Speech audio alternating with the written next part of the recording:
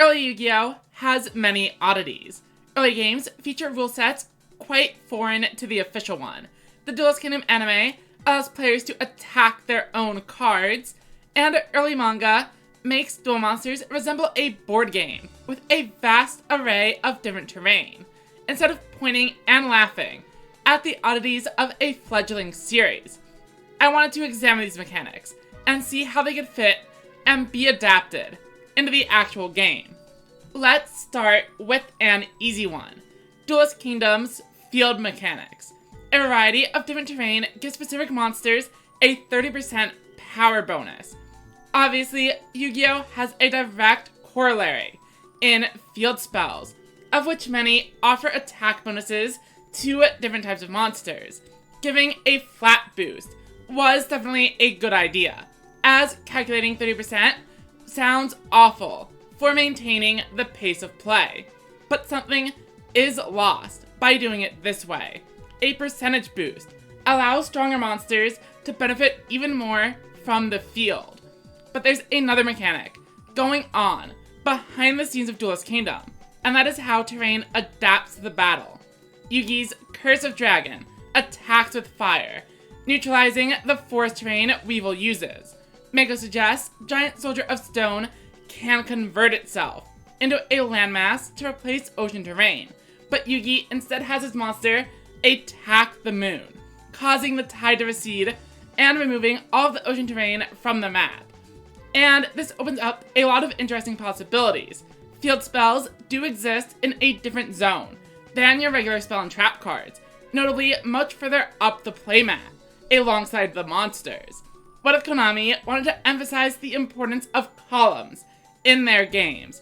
Perhaps you actually could attack the field spell directly if they had a monster nearby and the opponent has nothing to defend it. Or, like Yugi, you could dedicate one of your attacks to destroying your own card, being able to trigger an effect like Gear Town.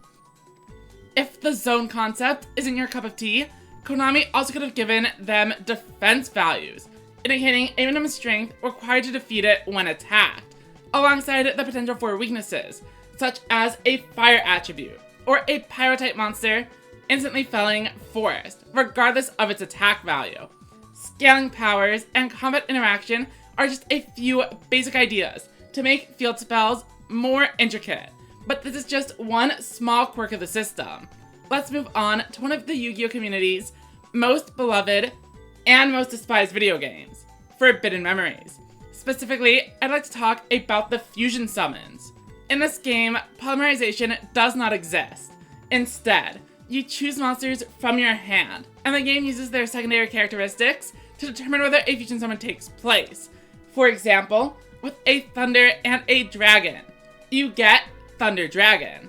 There are some odd characteristics chosen, but despite how odd the system seems on the surface, would you be surprised if I told you both qualities of this system have made their way into the official game? Fusion summons have gone through many iterations, and polymerization is far from a requirement these days. Fusions often look for specific attributes, stat lines, and other characteristics to determine their targets. We won't be categorizing every female card anytime soon, but a robust network of generic action deck fusions is the basis for a great archetype. But that's not the only weird thing Forbidden Memories has done. Did you know the monsters in this game also have star signs? That's right. If a Mars attacks a Jupiter, they gain 500 attack for that battle. And that's completely ridiculous, isn't it? Can you imagine a game where randomly queuing into an opponent with a type advantage would let them completely overpower your strategy with a damage boost that they did nothing to earn?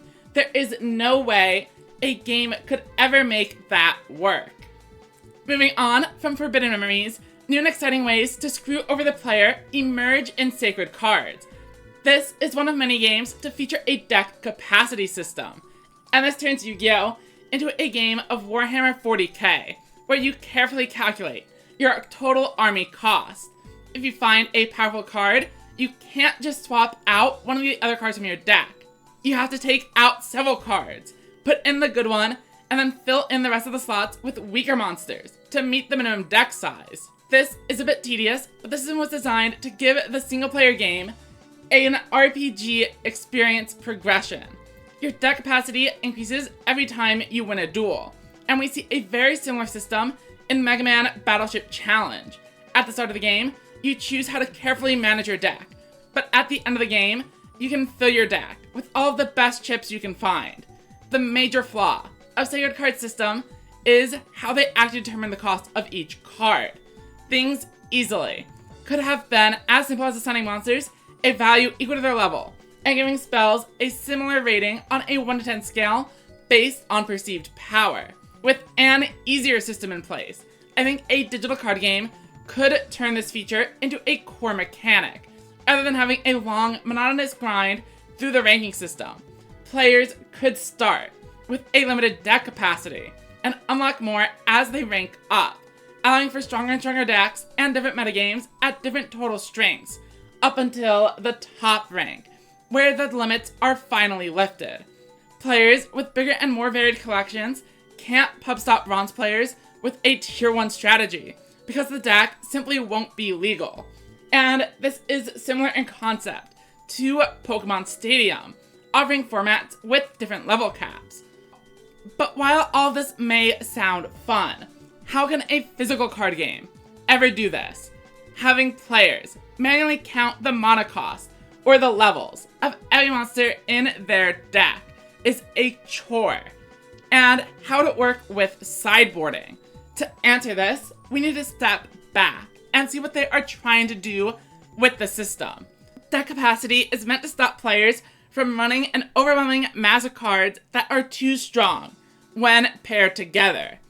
An experienced card game player may hear that and realize that a ban list addresses a similar issue. But a traditional ban list is a royal decree from the game designers, telling you what quantities to run cards at. And that's not as fun to me as the alternative. Pokemon, once again, swoops in and steals the mechanic. When the TCG released, several cards were absolute metagame staples, just like in early Yu-Gi-Oh! Pokemon solved it with deck capacity. Each players have a capacity of 4. By default, a card costs 0, but cards listed on the Hall of Fame are listed with 1, 2, or 3 point penalties. A player can run a single playset of 1 point cards, or they can run 4 different 1 pointers, etc. This allows Pokemon to put synergistic cards and powerful Pokemon next to each other, forcing the players of dominant archetypes to give up on consistency staples, while a deck with a lower ceiling can run them. Duel Links players may know that the limited list works on similar principles, but with distinct categories at the limit 1, 2, and 3 slot, rather than having them all add together for a total score. If you made it to the end of the video, thank you so much for watching. Normally, I end these videos by talking about how I will implement the concepts into my own game, but with a discussion like a ban list, obviously I'm hoping we just have a balanced format instead. If you're interested in checking it out, feel free to join my Discord server and ask me about it.